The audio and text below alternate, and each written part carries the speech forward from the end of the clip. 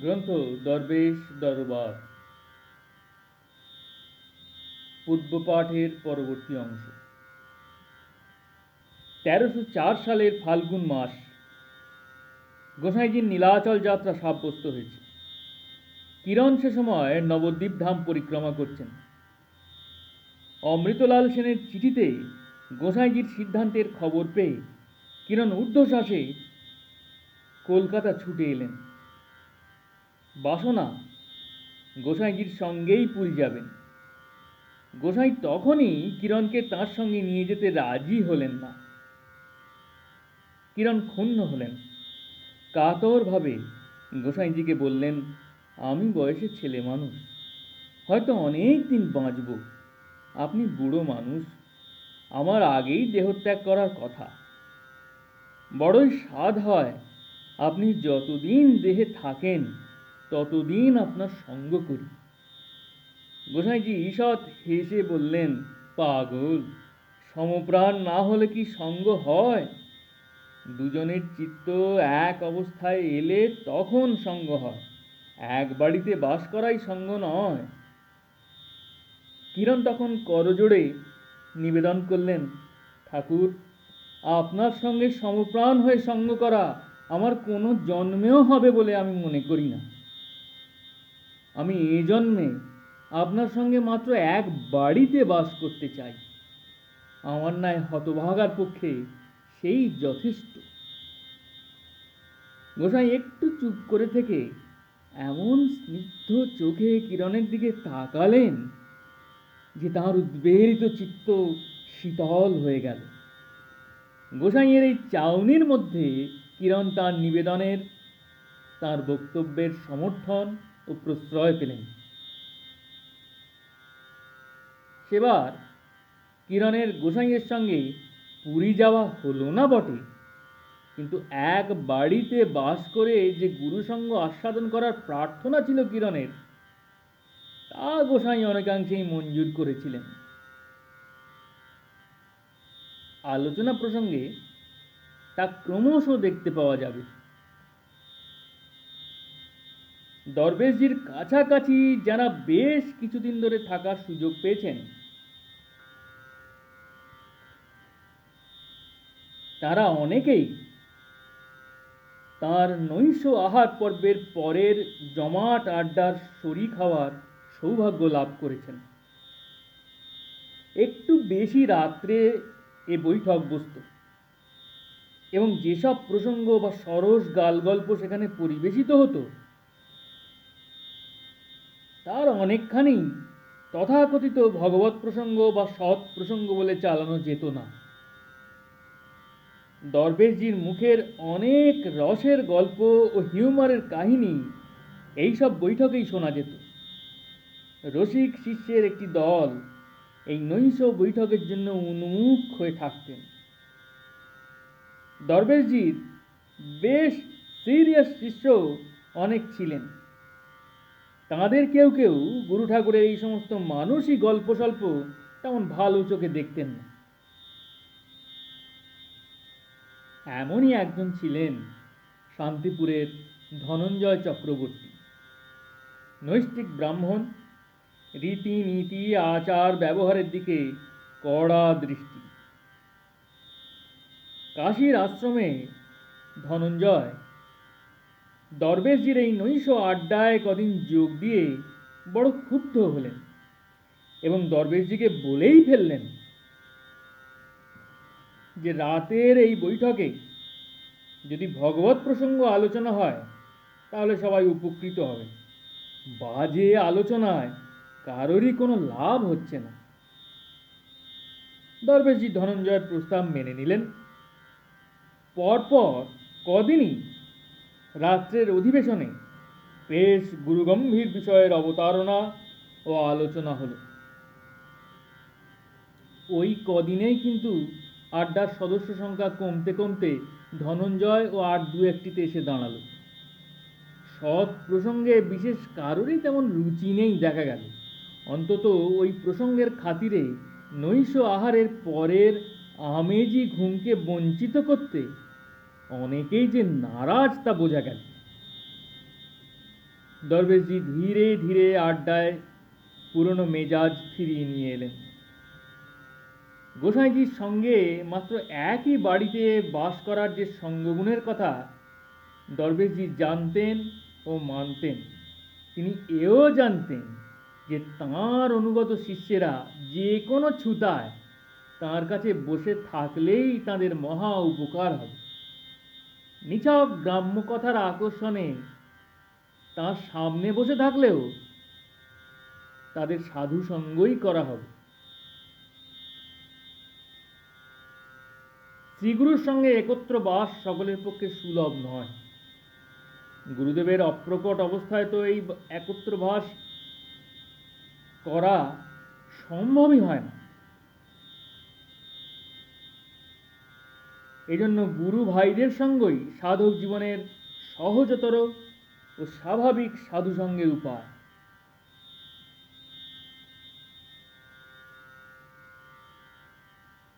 দরবেশ দর্শনের 8/12 নম্বর পত্রাংশে দরবেশজি লিখেছেন, গুরু ভ্রাতাদের সঙ্গের অভাবে দিন দিন তোমার ভিতরে শুষ্কতা আসিতেছে।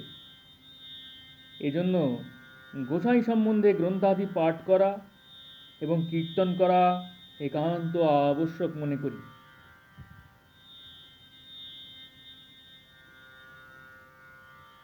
গুরুদেবের সঙ্গ বলতে যেমন তাঁর কাছাকাছি বাস করাকেই দরবেশজি বুঝতেন, গুরু ভাই সঙ্গ বলতেও তাই জানতেন। সঙ্গ করতে হলেই যে তথাকথিত সদালোচনাই করতে হবে তা নয়, যেন তেন প্রকারেণ গুরু ভাইয়ের সংস্পর্শে কাছাকাছি আসতে পারলে, থাকতে পারলেই সাধুসঙ্গ করা হয়। এ প্রসঙ্গে গোসাইজি বর্ণিত কাহিনীটি উল্লেখ করা যেতে পারে। গয়াতে একজন লোক দীক্ষা নেওয়ার পর 20 বছর মদ, বেশ্যা, ঘুষ ইত্যাদি নিয়ে মজে থাকে। হঠাৎ একদিন এক সন্ন্যাসী তার কাছে ভিক্ষার জন্য এলেন। বিরক্ত ক্রুদ্ধ হয়ে লোকটি সন্ন্যাসীকে প্রহার করল, কিন্তু সন্ন্যাসীর দেহের স্পর্শ মাত্রই তার সাধনের একটা অবস্থা খুলে গেল। সে সন্ন্যাসীর পা জড়িয়ে ধরে কেঁদে ফেলল। দুজনেই ক্রমে জানতে পারল যে তারা পরস্পরের গুরু ভাই। লোকটির জীবন ওলট পালট হয়ে গেল। সব ছেড়ে দিয়ে সে আবার গুরুর কাছে গিয়ে সাধন পথে উচ্চ অবস্থা লাভ করল। দেখা যাচ্ছে যে নিতান্ত অজান্তে হলেও গুরু ভাইদের সংস্পর্শে এলেই সাধন পথে অনেক সহায়তা হয়। সমস্ত পরিচিত গুরু ভাইকেই সমান শ্রদ্ধা করা বা প্রীতি করা অনেক সময় সম্ভব হয়ে ওঠে না। কাছাকাছি থাকলে কারোর সঙ্গে কখনো কখনো মনোমালিন্য বা কলহ হওয়াও কিছুমাত্র বিচিত্র নয়। দরবেশ দর্শনের 11/11 নম্বর পত্রাংশে দরবেশজি লিখেছেন যে তাঁরা অর্থাৎ গোসাইজির শিষ্যেরা পরস্পর বহু মারামারিও করেছেন। দরবেশজি তাঁর জীবনের বিশিষ্ট ঘটনাবলীর পঞ্জিকা বইয়ে 1305 সালের 30 জ্যৈষ্ঠ তারিখের একটি ঘটনা উল্লেখ করে লিখেছেন যে পুরীতে গোসাইজির সঙ্গে একত্রে বসবাসকালে তাঁর সঙ্গে অশ্বিনী বৈরাগীর হাতাহাতি হয়। অবশ্য 8 ঘন্টা পরেই দুজনের আবার ভাব হয়। হাতাহাতি হোক বা মারামারি হোক, সৎ প্রসঙ্গেই হোক কি নেহাত অসৎ আলোচনাতেই হোক, প্রসন্নতায় হোক অথবা বিরক্তিতেই হোক, গুরু ভাইদের সঙ্গ যথার্থই সাধু সঙ্গ। গুরু ভাইয়ের দর্শন ও স্পর্শ অবশ্যই সাধু দর্শন, সাধন পথের নিশ্চিত অবলম্বন। পুরী ধামে অবস্থানকালে গোসাইজির শিষ্যদের মধ্যে কত মতান্তর হয়েছে এবং কখনো কখনো গোসাইজি তা নিয়ে বেশ বিরক্তি ও ক্লেশ প্রকাশ করেছেন। এর উল্লেখ গোসাইজির বিভিন্ন চরিত্রকারের লেখাতেই দেখতে পাওয়া যায়। অথচ সতীশ মুখোপাধ্যায় ছোট সতীশ তার ডায়েরিতে 1305 সালের 22 বৈশাখ তারিখের একটি ঘটনা প্রসঙ্গে লিখে গেছেন যে ওই দিন বিধু ঘোষের সঙ্গে মহাপ্রসাদ পাওয়ার সময় তাঁর বচসা হয় এবং শেষটায় মহাপ্রসাদের হাঁড়ি ভাঙাভাঙিতে গিয়ে গড়ায়। ব্যাপারটা গোসাইজির নজরে আসায় তিনি বললেন, মাঝে মাঝে রাগারাগি হওয়া ভালো। মন নিস্তেজ হলে ওতে সতেজ হয়। গুরুদেবের সাক্ষাৎ সঙ্গ, এমনকি গুরু ভাইয়ের সঙ্গ করাও যে সাধকের ভাগ্যে জোটে না, তার পক্ষে সাধু সঙ্গের একমাত্র উপায় ঋষি প্রণীত গ্রন্থ পাঠ। যারা নিত্য ভজনের অঙ্গ হিসেবে নিয়মিত পাঠ করে থাকেন এবং শ্রীগুরুর নির্দিষ্ট গ্রন্থাদি নিত্য পাঠ্যভাবে গ্রহণ করেন, তাঁদের কথা স্বতন্ত্র। সদ্গুরু সাধনে এই নিত্য পাঠ একটি ভজনাঙ্গ মাত্র, আবশ্যিক কিছু নয়। এ বিষয়ে দরবেশ দর্শনের 1/21 নম্বর পত্রাংশে দরবেশজি লিখেছেন, এই শ্বাসে প্রশ্বাসে নাম করিতে করিতে কেহ কেহ বলেন কীর্তন করিতে ইচ্ছা করে, কেহ কেহ বলেন পাঠ করিতে ইচ্ছা করে, কেহ বলেন গোসাইয়ের ছবি সেবা পূজা করিতে ইচ্ছা করে। আমি ইহাদিগকে ইহাদের ইচ্ছামতো ওই ওই কার্য কিভাবে করিতে হইবে তাহা বলিয়া দেই। নাম সাধনের আনুষঙ্গিক উপকরণ হিসেবে প্রাণায়াম যেমন উপযোগী, এইরকম নিত্য নিয়মিত কোনো কোনো গ্রন্থ পাঠও উপযোগী। কিন্তু প্রাণায়াম যেমন সাধন নয়, নিত্য পাঠও তেমন সাধন নয়, সাধনের সহায়ক বা অনুপূরক মাত্র। সাধনের বিকল্প হিসাবে সদ্গ্রন্থ পাঠ গ্রাহ্য নয়, অর্থাৎ পাঠের খাতিরে নাম সাধনের যদি কোনো হানি ঘটার সম্ভাবনা থাকে, তবে এই নিত্য পাঠ সাধকের পক্ষে একটা উপদ্রব হয়ে দাঁড়াতে পারে। বলা বাহুল্য, এই নিত্য পাঠের গ্রন্থ শ্রীগুরুর নির্দিষ্ট হওয়া দরকার। সব গ্রন্থ সব সাধকের কল্যাণদায়ক না হতে পারে। দরবেশ দর্শনের 6/35 এবং 6/45 নম্বর পত্রাংশে কোনো কোনো নিত্য পাঠ্য গ্রন্থের নাম করা আছে, কিন্তু ওগুলি যাঁদের উদ্দেশ্যে লিখিত তাঁদের পক্ষেই প্রযোজ্য। কিন্তু সাধু সঙ্গ হিসেবে যে গ্রন্থ পাঠের ব্যবস্থা, তা কিন্তু ঠিক নিত্য পাঠের মতো ভজনাঙ্গ নয়। সাধকের যে অবস্থায় সাধুসঙ্গ প্রায় অপরিহার্য হয়ে পড়ে, তখনই সাধুসঙ্গের অন্যতম বিকল্প রূপে এই গ্রন্থ পাঠ দরকার হয়। আবার সাধুসঙ্গের প্রয়োজনটি সাময়িকভাবে মিটে গেলেই গ্রন্থ পাঠরূপ সাধুসঙ্গ করার প্রয়োজন হয় না। দরবেশ দর্শনের 8/11 এবং 8/12 নম্বর পত্রাংশে সাধুসঙ্গ বা সাধুসঙ্গের প্রয়োজনে যে পাঠ, সে সম্বন্ধে ইঙ্গিত রয়েছে। এই পাঠের গ্রন্থ নির্বাচনে প্রত্যেক সাধকের জন্য পৃথক পৃথক নির্দেশের অপেক্ষা করে না। ঋষি প্রণীত গ্রন্থ বা শ্রীগুরুর কথিত ঋষি পদবাচ্য যে কোনো মহাজনকৃত গ্রন্থই সাধুসঙ্গের ফলদায়ী হয়। নাম সাধনে শুষ্কতার অধ্যায়গুলিতেই এই গ্রন্থ পাঠ অবলম্বন করতে হয়। সাধনের রুচি ফিরে এলেই এই পাঠের আর আবশ্যকতা থাকে না। এই প্রসঙ্গে গোসাইজির একটি উক্তি স্মরণযোগ্য। যখন নাম করতে আদর্শ বোধ হবে, তখন শাস্ত্র কি অন্যান্য সদ্গ্রন্থ পাঠ করা উচিত। যিনি সর্বদা নাম করতে পারেন, তার আর কোনো গ্রন্থ পাঠের দরকার নেই। গোসাইজি হরিদাস বসুকে যে সময়ে শ্রী শ্রী চৈতন্য চরিতামৃত প্রতিদিন 1 অধ্যায় করে পাঠ করার নির্দেশ দেন, তখন হরিদাস বাবুর বৈষ্ণবী আচারের প্রতি দারুণ বিতৃষ্ণা। আরতির ঘণ্টাধ্বনির শব্দ কানে এলে মারধর করে তা থামিয়ে দেবার প্রবল ইচ্ছা জাগে তার।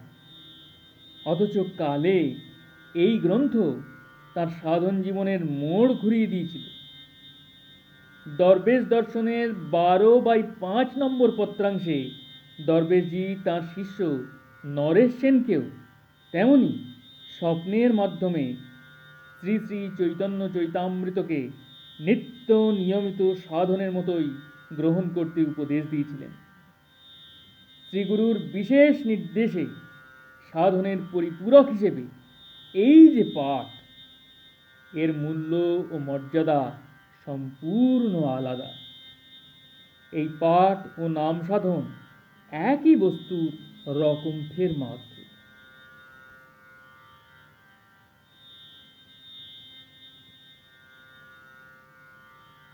बोलिए सद्गुरु भगवान की जय। श्री श्री गोसाई जी की जय। जननी योग माया देवी ठाकुरानी जी की जय। श्री श्री दरवेश जी महाराज जी की जय।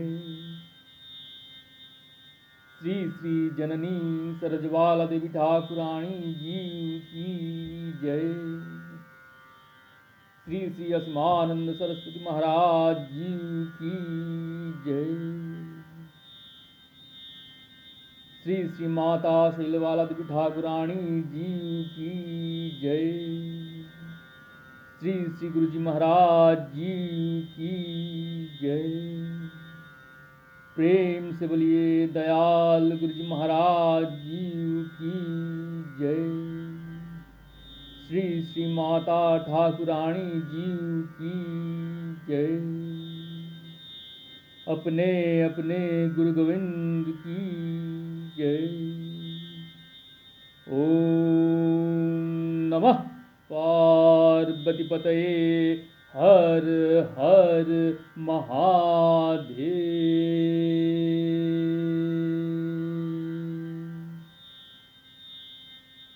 प्रणाम।